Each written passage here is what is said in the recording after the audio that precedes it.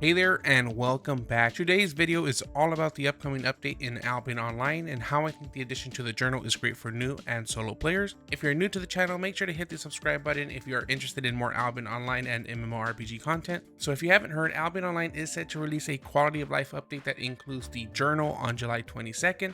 As you may know, Albion Online is a sandbox MMO that gives you no true direction on what to do in the game, and you are on your own to kind of discover it. Now, as much as I enjoy trying to figure out what to do in Albion and where I should focus my time, effort, and resources, I feel that the game has grown to a point where it needs some sort of guidance that will allow new players and solo players to become more immersed. The more new and solo players enjoy the game, the more it can hopefully push these players to participate in group and guild content, where it seems that the developers want to grow the game. Without further ado, let's take a look at the journal and see what it has to offer.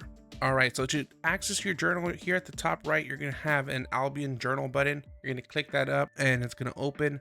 So pretty much from the top, it's going to let you know your total completed amount of objectives. So as of right now, I have 71 out of 749. So it definitely seems that there's quite a bit to do in the game. The first thing we're going to look at here is the summary. When you click on the summary, it shows you your progression overview. So you have different categories. You have your PvP activities. Here it's showing that I've only done 8 out of 190. For your economy, you have 18 out of 36. PvP, you have 181. Gathering, 113. And exploration, you have about 129. Now, if you've been playing the game already, you might see that you have an unclaimed reward tab where you can kind of click into it and claim some of the rewards that you previously completed. Once you click on it and claim your item, it'll go directly into your inventory for you to be able to use. Now let's take a look at the categories and see what they kind of consist of.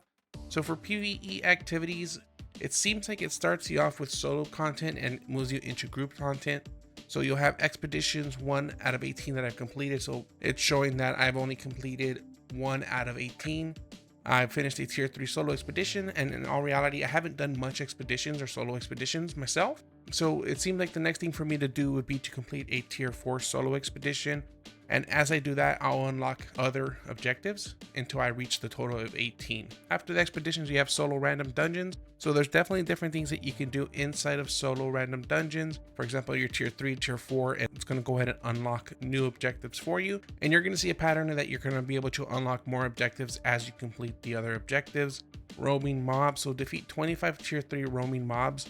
So that's something that you're going to need to kind of look out and go out into the open world and try to find these mobs, and then you're going to be able to unlock more. So there's a total of 34 objectives for this particular area. Then you have your static dungeons, same thing here, group dungeons, tracking, and then once you complete all of these, you're going to unlock additional objectives inside the PVE activities until you complete the 190. Now, I know Albion Online and SBI have mentioned that once you complete these activities, you're going to be getting rewards. Not the rewards that you're going to receive from the tasks, but for completing the actual section. I believe one of the rewards is like a 20-sided die skin. You have different rewards, and I'll pull those up on the screen so you can take a look at them as you complete this objective. So the cool thing is that as you continue through this, it's going to give you something to do when you log in, right? Sometimes when we log in, we don't know exactly what we should be doing. Should we be working on our economy? Should we be working on progressing our weapons? Are we going to PvP? Are we going to PvE? This is going to give you kind of an idea of what you're missing out and what you can do. That way you can focus that time. So next, after your PvE activities, you're going to have your economy. You have 136 total. That goes from buying items, selling items, refining, crafting. So once again, you're going to go through all of these. You're going to be able to unlock more as you continue to go through them. Then you're going to have your gathering, your resources, your hide animals, fishing, your exploration for your cities, travel, zone types, myths. So there's definitely quite a bit to do, and now you know exactly what you need to do. And you're going to also have tasks for your PvP. That's going to go from arenas, crystal arenas, corrupted dungeons, faction warfare. And I think this is smart from Albion Online because it's going to allow people to play more of the game. So people usually tend to either just hang out in yellow zones. Some people hang out in the black zone. Some people hang out in arenas. This is going to kind of encourage people to go out and venture into other parts of the game. And it might be something where, you know what, they decide, I actually like this. I want to start playing this part of the game. Or, you know what, I found a guild. Now I can do this, or I need to find a guild. So it's definitely something that is going to help out quite a bit. All right, so overall, I think the new journal being added is a great addition to the game. It's something that I feel Albion Online needed for more casual or solo players. It allows you to log in and work towards a goal. If you're a completionist, it's something that's going to keep you coming back to the game. I also think it does a really good job to work as a more advanced tutorial guide that educates you on what the game has to offer and moves you from solo into single player content like I mentioned earlier. Now, if you did enjoy this video and want to see more Albion Online content or other MMORPGs, Make sure to hit the like button and subscribe to the channel. If you want to catch me live, head over to twitch.tv/Donnie956.